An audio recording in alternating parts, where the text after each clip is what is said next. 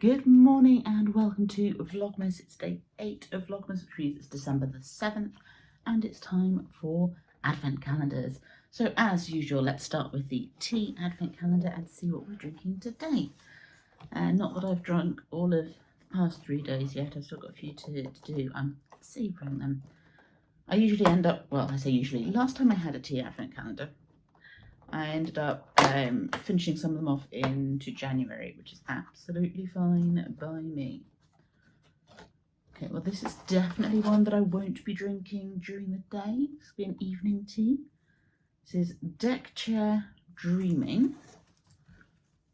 So there's the tea in the bag. You can possibly see the little sort of bud type things in there. So this is a chamomile and apple sleepy time tea.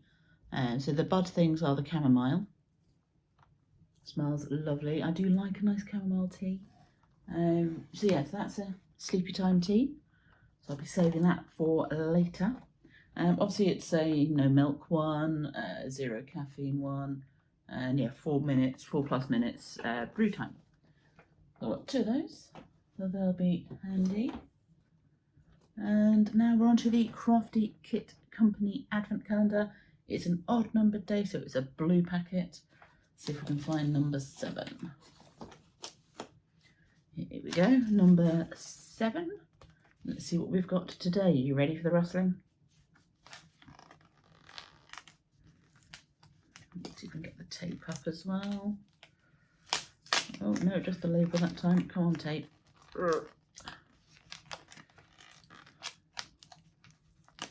Riveting content as ever. I'm wrapping things. Oh, there we go. Okay, this is going to poof up because it's going to have a floof inside there.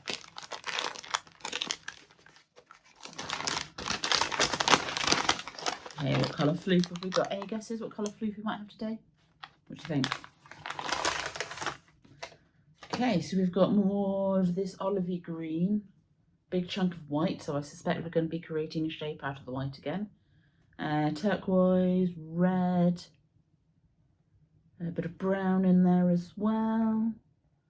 It's greeny blue as well, so quite a few different colours there. So let's take a look at our booklet and see what we're working on this time. I do still have a few to catch up on, so don't worry, you haven't missed any. Okay, so there's the acorn. There's the pear with the partridge on it. The bell. Poinsettia, the cute little penguin. Okay, this is a project they think is going to have to be made in about 3 hours.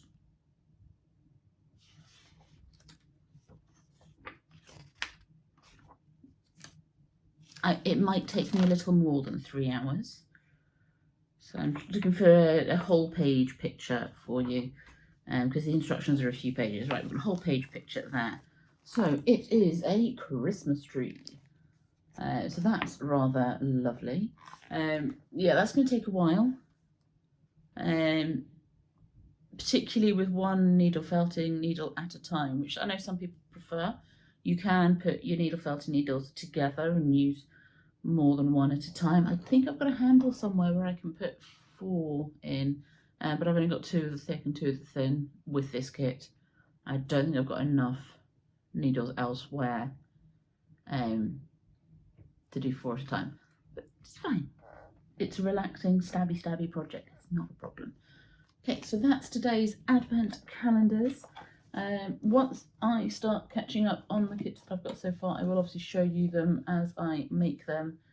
I might do the poinsettia brooch later on, or the penguin or something.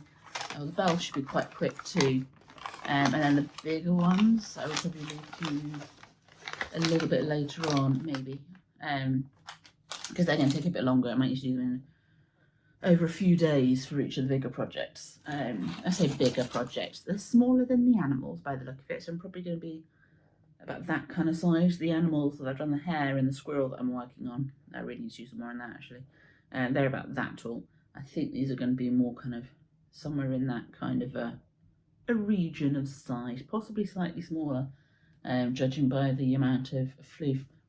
I may need to look at the template for the partridge. That's going to tell me roughly what size. So what page is the template on?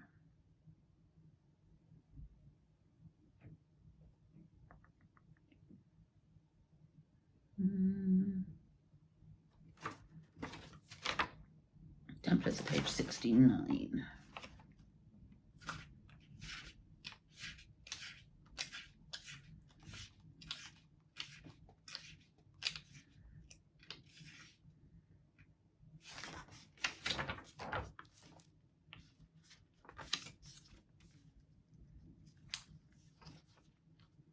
So that's the poinsettia templates for the brooch, and the partridge template is about that big, so the pear's only going to be maybe that big. Okay, so yeah, they're not huge projects, but obviously shaping the core does take a bit of time. Okay, so as advent calendar's done, for me anyway. Obviously chocolate one will do later when Michael Harp is around. He's still putting his Lego ones up here. I might give you a little tour of the ones we've got so far later on. And we need to do the cat one, and I'm going to see if I can get a better angle to show you the cat having his advent calendar. Let's give that a try. What's this, Leo? What is it?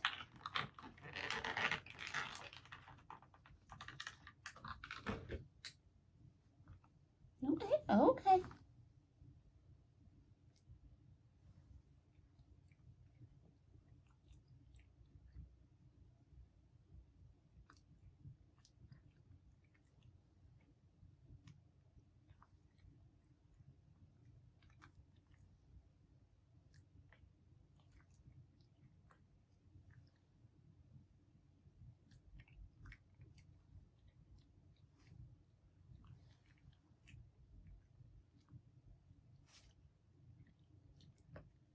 Okay, all gone.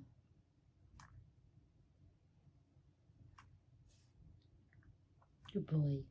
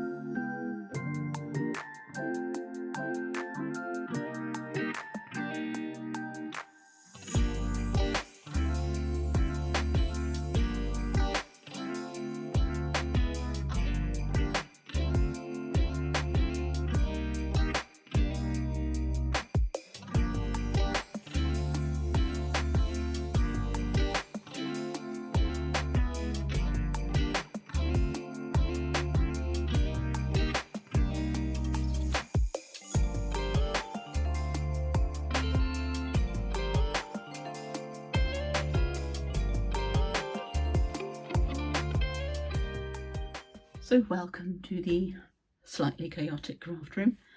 Just working on the dungarees. I'm at the point of putting the legs together.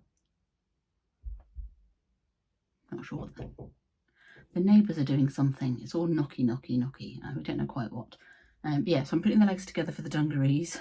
Catching up with Teresa, who's doing lives over on Instagram for her Vlogmas. And I'll probably watch a bit of YouTube as well as I'm sewing. So yeah, basically I've got the legs to put together, which is about 3 passes for each seam because of the way that I'm finishing the seams. So I'm sewing the seam, trimming down one side, folding the untrimmed side around it, stitching them together, and then top stitching from the outside. As far as I can. I might not be able to do that on the outer seams. I'll be able to do it on the inseams, but maybe not the outer seams. We'll see if I manage to do it for the crotch seam as well. So who knows? So yes, once they're together, it's waistband on and the bib bit attached. So we're not far off, but I don't think I'll get everything done today. might be a weekend finish, which is fine because it's already well overdue. So what's another couple of days? But yeah, so I'm going to crack on with that, and I'll catch up with you later.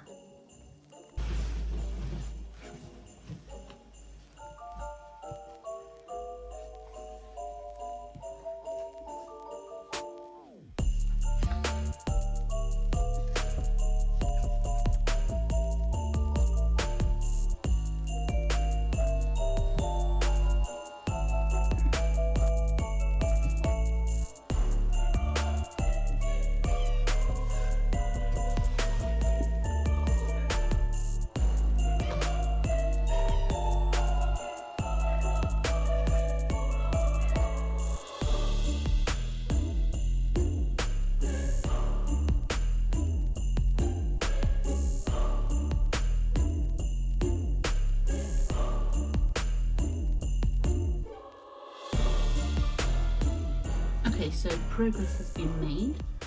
The legs are all together. The straps have been attached, and I've finished the seam of the straps with a bit of green bias tape because why not? I've got other splashes of colour in this as well if I find the front. So my pocket bags are blue gingham. I might finish the side seams in the green bias tape as well. I might do a bit of piping on the inside of the waistband because the waistband on these goes on the inside. It's not an exterior waistband, it covers the seam between the trousers and the bib as far as I understand it. So I might run a bit of bias tape along the edges of that just for a little detail for me to see. So yeah, so progress has been made. I've caught up on most trees as Vlogmas, so that's good. But yeah, it's not going to be finished today. So yeah, what I do want to work out is I have some patches. If I just lower you down a little bit.